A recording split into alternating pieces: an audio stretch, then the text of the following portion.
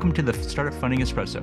I'm Hall T. Martin, where we talk about how to raise funding and invest in startups and the time it takes to drink an espresso. If you have a question about startup funding or investing, please go to the website, startupfundingespresso.com, and type in your question into the chat bot in the lower right corner to receive an answer.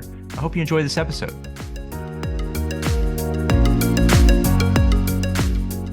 Hello, this is Hall T. Martin with the Startup Funding Espresso, your daily show of startup funding and investing.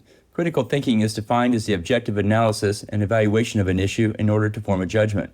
It's a skill that determines what is false or true.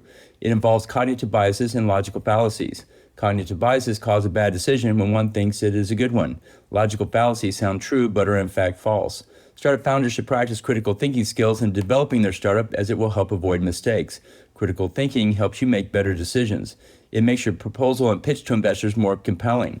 Critical thinking is based on evidence. The investor will review your pitch based on the evidence provided.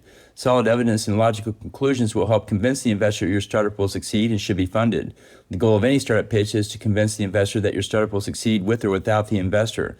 Investors support those startups because the success is assured and does not rely upon the investor to provide heroic actions to achieve it.